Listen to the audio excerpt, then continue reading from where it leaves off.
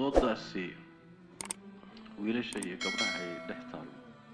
oo muslim baa mise waa gaalo waa muslimiin Soomaali ah nidaamka gurigooda maamula ama guriga ay ku hagaan ama ay isku guursadeen ma shariica islaam baa mise waa mid gaalo waa shariicada islaamka waana dad muslimiin ah warku waa cad yahay marka haddaan labadaa jawaabood helay in iyaguna muslimiin yihiin guriga sharcigii lagu dhisayna uu ahaa ka islaamka iyaguna gurigooda inay diin islaam ku maamulaan inta haddaan jawaabteeda helay jawaabta su'aasha jawaabteeda way caddahay guriga hooyadu waa hooyadii guriga aabuhuna waa aabihii guriga mid walbana xuquuq buu leeyahay ولهن مثل الذي عليهن بالمعروف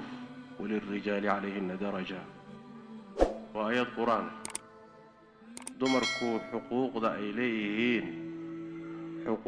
إليهن مد لم ذا لقوليه ننكي حقوق ذو ليه مد لم ذا حاس كينا لا رقصه هل درجة لا إيريهن بالليل وآن لوسنين درجadaasi maxay tahay waa darajada qawaamada waa guriga iyo hoggaankiisa waa mid aayada kale Ilaahay ku sheegay ar-rijaalu qawwamuna 'ala an-nisaa isaga ay tahay guriga mas'uulka koobaad ka ah isaga ay tahay inay reerkiisa iyo xaaskiisa xataa uu toosiyo marka gurigan ninka mas'uulka ah isaga oday ka ah hooyaduna waa hooyadii guriga wixii arrimaha ku saabsan wada tashi wa amruhum shura baynahum laakiin go'aanka gabadhamaysta ayaa leh marka la tashado odayga guriga iska leh laba awoodood oo simanna ma aha hadday laba awoodood oo siman noqon lahaayeen waa warka gaalada iyo sharciga gaalada gurigaasi ma dhisnaan karo waa ka Ilaahay quraanka ku sheegay shay kasta oo jira laba awoodood oo siman hadduu ka dhaxeeyo ma jiri karo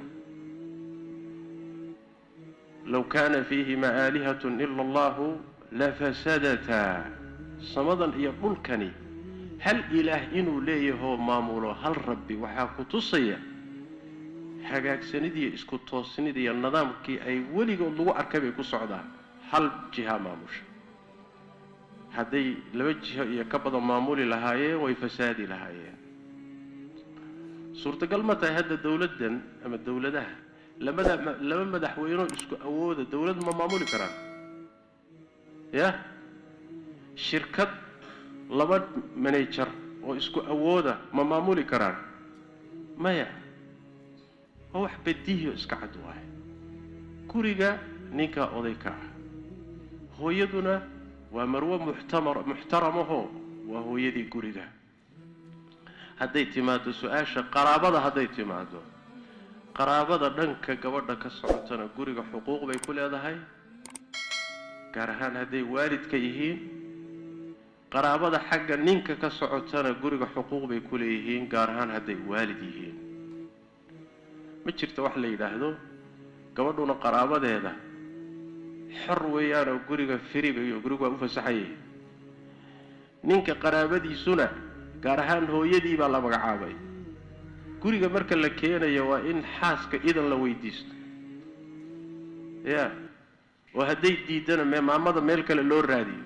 ayu sharcin hada waa sharciga kufriga iyo gaalnimada waay sharci kufri waay sharci islaam ma aha hooyada maamada guriga iskale ninkeeda hooyadii iyo aabihii gurigeeda idan weydiisan maayaan lianna ninkeedaba iyaga iskale nabigeenu sallallahu alayhi wasallam wuxuu yidhi anta wa maaluka liabika nin buu la hadlayay wuxuu ku yidhi adiga iyo xoolahaagaba aabbahabaa idin leh hooyadu waa ka sii xaq weyn tahay ya haddiiba ninkaagii la yeeshay oo hooyadii leedahay ya ninkaaga ciddii lahayd see baa guri loogu diidi isagii baaba la yeeshaye waa midda labaade haddii adiga laf ahaantaada hooyada ah waalidkii ninkan dhalay inta lagu afgaran waayo ay ku yidhaahdaan waryaa middani nama anfacaysee fur waa lagu eryi marka hooyaan guri u diidi idan ha lay weydiisto guri kale ha loo kireeyo ay sharcin hada ay sharcin hada qaraabo goysnimo intaa leeg waxa laga hadlay haddana waa waalid waxa laga hadlo haddana waa waalid waaye qaraabo kale xataa hadday ahaan lahayd bacdu sharri ahwan way isdhaami lahayd laakiin waalidkiibaa guriga loo diidiyo idan ha weydiisteen waa thaqaafo iyo dhaqan inoo yimid oo soo guuray waaye waa dhaqan la soo minguuriyey oo aan ahayn kii islaamka aanan ahayn kii bulshadeennu ay lahaan jirtay war miyaynu lahaan jirnay ma dhaqan waxaan lahaan jirnay hooyo meel kale ha loo raadiyo la yidhaah maya ama xagga xaaska ha ka timaado ama xagga ninka ha ka timaado hooyo gogasha ugu wanaagsan baa loo dhigaa cuntada ugu wanaagsan baa la siiyaa guriga idan ma weydiisato iyadaa iskale aabba waa sidoo kale ama dhanka xaaska ha ka yimaado ama dhanka ninka ha ka yimaado waalid baa idan weydiisanee adari dhaafi meel kale u kiree naagta sidaa qabtay in la eriyo waayo in la fiijiyo waayo taasi naag maaha xaas maaha haddayna waalidkiiba ogolayn oy gurigiiba ka sheemayso u diidayso xaaskaasi muxuu yahay ya malaha naag caddaan aad qabtaan naaga yurubiyaana maad soo guursateen gabadhaas soomaali maahaan u malaynay waxaasi dhaqan maaha la dhaqankeenna islaamkana ma aha walaa dhaqan diinteenna ka soo jeedana ma aha waalidku madaxuu saaran yahay xaqa ilaahay siiye waa xaqiisa midka ku xiga ma garat xoolahaaga waalidkaabaa iska leh alimaamu axmed caleyh raxmat ullahi wuxuu leeyahay xataa inuu baahidiisa xoolahaaga ka qaato keliya meehe xoolahaaga intuu qabto wax ka sadaqaysan karaa waalidku addoontaada kuu joogta buu waalidkaagu xorayn karaa isagoon idanku weydiisanay alimaamu axmed fii kitaabi ilwarac buu saa ku leeyahay marka waa yaabay gabdhihii iyo wiilashii baa doodaya boqolyaha tiktoka ku jira unabay dhowed ka hadlay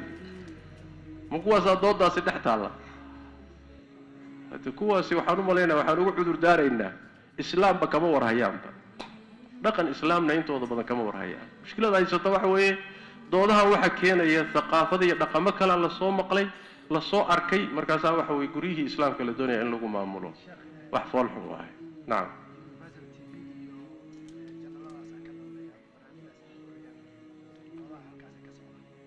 doodahan waa doodo lasoo minguurinaya wey telefishin ha ka dambeeyo idaacadi ha ka dambayso wax lasoo minguuriyey ummado kalea laga soo qaaday oo dood u dhex taallo soo maa markaasaa dhallinyaradii muslimka la dhex keenoo la yidhi doodan ka dooda war maxaan ka doodnaa wax jiraba meehe dhaqankanagiina ma aha diintanaduna ma qabto ma gaalaan nahay markaan ka doodayno hooyo iyo aabbo lama soo dhowayn karee bannaanka ha la geeyo ma gaalaan nahay mise muslim baan nahay su-aashaa in la weydiiye waay telefishinka waxaa keenay ummadda dhex dhigayna waxaa loo baahay in la yidhaahdo war ma gaalaad doodsiinaysaan mise muslim baad doodsiinaysaan aslanba su-aashaasi inay timaadaa khalad ah wallahu aclam